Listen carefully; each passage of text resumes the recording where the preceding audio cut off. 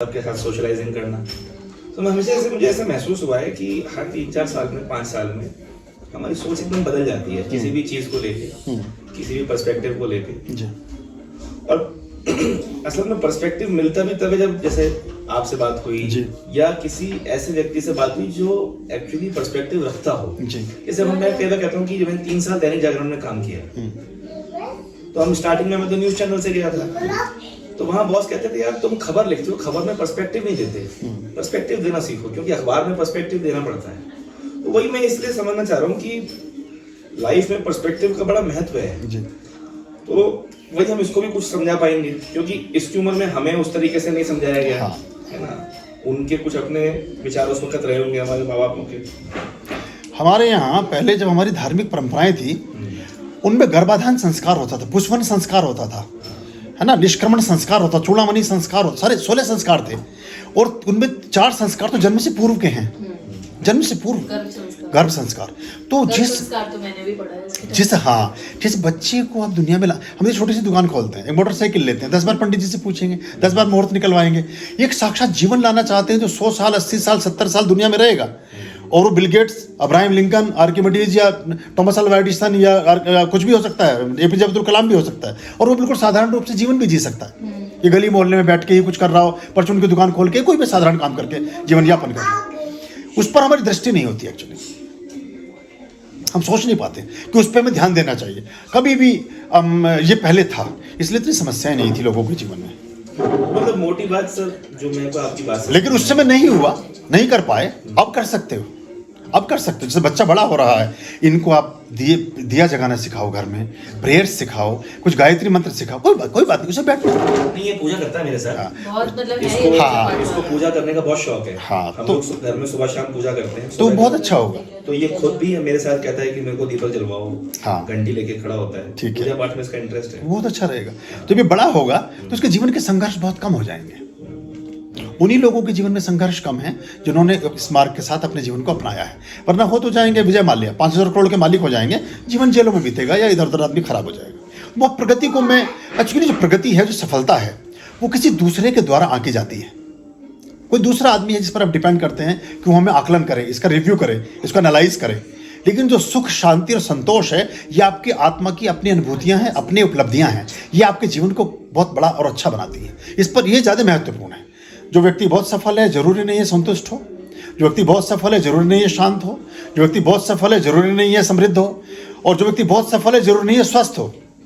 लेकिन जो व्यक्ति इन चारों एलिमेंट के साथ है वो निश्चित तौर से समृद्ध होगा, सुखी होगा, शांत होगा, अच्छा होगा। अब बुद्ध इसलिए बने कि सम्राट के बेटे थे, कृष्ण इसलिए बने कि सम्राट के बेटे थे, राम इसलिए बने कि राजा के बेटे थे, 24 के 24 तीर्थंकर जैनियों के राजाओं के पुत्र हैं। हमारे जितने पीर पैगंबर हैं, जितने हमारे अवतारी पुरुष, सब राजाओं के पुत्र हैं। तो बुद्ध कहते हैं मैंने छोड़ा, तो उसमें एक दर्प है। एक आदमी की फटी लंगोटी है ही पास कुछ, मैंने भी छोड़ा, तूने क्या छोड़ा भाई, तेरे पास कुछ था ही नहीं तो क्या छोड़ा। महावीर छोड़ते हैं तो पता चलता है कि कितने बड़े सम्राट, कितने बड़े किंगडम को छोड़कर चले हैं, वस्त्र भी त्याग दिया। तो त्याग में एक आभा है, उसमें गरिमा है, उसमें ग्रेस है। तो ये बात ना देखिए, मैं अगर कोई बात बोल रहा हूँ, मैंने 17 साल पहले 3 लाख रुपए महीने की नौकरी छोड़ी, आज भी नहीं मिलती लोगों को 3 लाख रुपए महीना। देश के नंबर 1 उद्योगपति की नौकरी छोड़ी, आज लोग शहर के सबसे बड़े अमीर आदमी के यहाँ काम करने के लिए लालायित रहते हैं। मैं इसलिए ये बात बोलता हूँ। तो मैंने भी वही बात कही कि हम तब कहते हैं, लेकिन आज मैं अनुभव के आधार पर ये कह रहा हूँ। उन मर्सिडीज वालों को इसका अनुभव नहीं होगा, मुझे इसका अनुभव है। तो और जो भी चीज़ें दुनिया में हैं, काफ़ी कुछ हम उन सब चीज़ों का रसास्वादन कर चुके हैं, जिन चीज़ों को लेकर के एक आम आदमी, एक मिडिल क्लास का आदमी के जो ड्रीम्स होते हैं, उन ड्रीम्स को कब का हमने ओवरकम किया। लेकिन हम बहुत बड़े पत्रकार रहे, हम मुकेश अंबानी के एडवाइज़र रहे, हमने बहुत सारी किताबें लिखी, हमने दुनिया भर के सारे काम किए, हमें 10-20 मंत्री रोज़ जानते थे। तुम तो बहुत अच्छी तरह गवाह हो, इतनी सारी ताम झाम, क्या कुछ नहीं था, कितने लोग किस के साथ क्या क्या संपर्क नहीं था। लेकिन ना शांति थी, ना स्वास्थ्य था, ना सौभाग्य था, ना समृद्धि थी, ना सुख था, कुछ भी नहीं था। अब वो सारा कचरा नहीं है और सब कुछ है। बड़ी सर की एक अच्छी लाइन है, सुख साधन की चीजें खो गई, जिसकी थी उसकी हो गई, उससे सुख शांति नहीं मिलती। आप इस पे आ गए, भागती फिरती थी दुनिया जब तलब करते थे हम, छोड़ दी जब सारी हसरतें बेकरार अनेकों हैं। तो यही सच है जीवन का। एक्चुअली आज हमारे कुत्ते भी पनीर और दूध पी रहे हैं और मौज ले रहे हैं, जो यहाँ कुत्ते बिल्ली हमारे पास पले हुए हैं। तो हमें एक्चुअली बात ठीक पता नहीं होता, और मैं बिना अनुभव के कोई बात कहता नहीं। मैं कोई किताबों में पढ़ के आपको ये बात नहीं बोल रहा हूँ, अपने जीवन को जिया है मैंने इसको, हमने तो देखा है सब। और आप उसके विटनेस हो, आप उसमें गवाह हो। आपने तो अभी नीचे पिछले 20 साल से तुम मुझे जानते यही हो। बता रहा था कि हम तो सर के मयूर विहार पॉकेट वाले घर में जाया करते थे, वहाँ खाना भी खाया कई बार, कितनी बार हम तो। हाँ, और बहुत सारी चीज़ें देखी। और देखिए, मैं जिन बातों को, जिन वैल्यूज़ को मैं बोलता था, मैं उन वैल्यूज़ को मैंने जिया है एक्चुअली। तुम तो उस बात के गवाह हो। गवाह अगर नहीं जिया होता तुम यहाँ बैठे नहीं होते। नहीं सर, आपसे तो विशेष प्रेम है हमारा। हाँ, कोई बात ही नहीं कहनी। तो ये चीज़ें हमें जब भी समय मिले अपने जीवन में, बाकी चीज़ें तो अपनी जगह करते रहो, थोड़ा सा परमात्मिक पूजा, प्रार्थनाएं, अनुष्ठान, बाकी चीज़ें, उन पर भी ख्याल करो। सर अब मैं एक चीज़ पूछना चाहता हूँ, जैसे मेरे माता पिताजी बहुत धार्मिक हैं, पर जो मैं अपने आप को अब तक जान पाया हूँ उसमें हो सकता है मैं, ये एक्चुअली मेरी कमी है। मैं पूजा करता हूँ लेकिन मेरा ईश्वर में 100% दिमाग लगता नहीं है जी। ये एक बहुत बड़ी समस्या मैं महसूस करता हूँ अपने अंदर, कि जो एक अट्रैक्शन है ना ईश्वर के प्रति, वो सम्मोहन मेरे अंदर अभी ईश्वर के प्रति आया नहीं। हाँ, वो एक्चुअली इसलिए नहीं, जैसे आपने कहा नहीं, मेरे माता पिता बहुत धार्मिक हैं, मतलब बुरा मत मानना। हाँ। ज़्यादातर हमारे भारतीय परिवेश में हम इसी को धार्मिकता और बहुत बड़ी वो चीज़ मान के चलते हैं, लेकिन हम सही मेथड्स को जानते नहीं हैं, हम सही पूजा पाठ को नहीं जानते हैं। हम कभी ये नहीं पूछते कि हमारा आराध्य कौन है। हम पता चला कि हम फ़ोन मिलाए जा रहे दाऊद इब्राहिम को, अगर फ़ोन पे ट्रैप हो गए तो अब जेल चले जाएंगे। हम किसी ऐसे आदमी को फ़ोन नहीं मिला रहे जो हमारे लिए सौभाग्य का हेतु हो सकता है। ऊर्जाएं बहुत तरह की हैं समाज में, ब्रह्मांड में, दुनिया में। हम कभी ये पता नहीं लगाते कि कौन सी एनर्जी हमारे साथ मैच खाएगी, हम किसकी पूजा करें, कैसे करें। इसमें बहुत बड़ा लैक है, लोग नहीं जानते हैं। खाली बैठ जाने से, खाली अच्छा विचार करने से, रामायण टेलीविजन बैठ कर देख लेने से अब धार्मिक नहीं हो जाते हैं। धर्म की व्याख्याएं कुछ और हैं और धर्म के कर्मकांड कुछ और हैं, धर्म की नीतियां और विधियां कुछ और हैं। जैसा मैंने कहा ना कि पूजा में एक, जैसे कहते हैं ना कि भगवान के प्रति जो वो एक समर्पण भाव कि खुद से आए। अभी हमारा नेचर कैसा है कि जैसे मैं ऑफिस जा रहा हूँ, मेरे को देर हो रही है, तो भले ही मैं सारे काम कर लूंगा, लेकिन मैं कहूंगा अंजलि तुम पूजा कर देना, मैं जरा लेट हो रहा हूँ। ये प्रॉब्लम है, इसका कष्ट भी है मुझे। देखो, कालसर्प योग की पूजा सिर्फ त्र्यंबकेश्वर में होती है और एक ही बार होती है। कालसर्प की पूजा बार बार नहीं करानी चाहिए, सिर्फ एक बार ही पर्याप्त होती है। और जो जैसे चालीसा है, आरतियां हैं, ज़्यादातर सब जगह यही चल रहा है। लोग आरती करते हैं, चालीसा करते हैं, थोड़ा बहुत अपना गीत गा लेते हैं, उससे कुछ नहीं होता। ये ऐसा समझिए कि जैसे सलाद बस, या पापड़, लेकिन ये भोजन नहीं है। ये उसका एक एलिमेंट हो सकता है, लेकिन आप अगर जितनी बार भी आप मेरे पास आए, लंच में आए, डिनर में आए, नाश्ते में, मैं हर बार पापड़ रख दूँ आपके सामने, तो एक आध दिन तो आप झेल जाओगे, फिर अगले आपको आप आना बंद कर दोगे। परमात्मा फिर आता नहीं है। उसके लिए स्तोत्रम है, उसके लिए मंत्राज है, उसके लिए कुछ और चीज़ें हैं।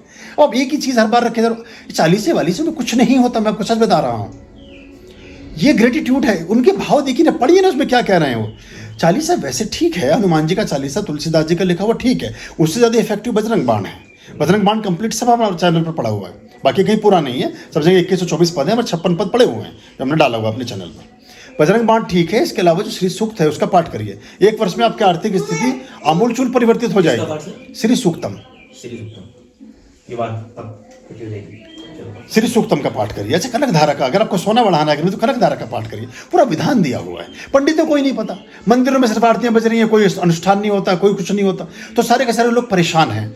इसलिए फिर इससे अविश्वास भी पैदा होता है। इधर बैठेंगे उधर परिणाम आता है पूजा पाठ में, इधर बैठिए उधर उठिए, उधर हाथ का नजर आ जाएगा आपको कि क्या चीज़ हो रही है। इतना इफेक्टिव होता है, इतना समय बर्बाद करने की जरूरत नहीं होती।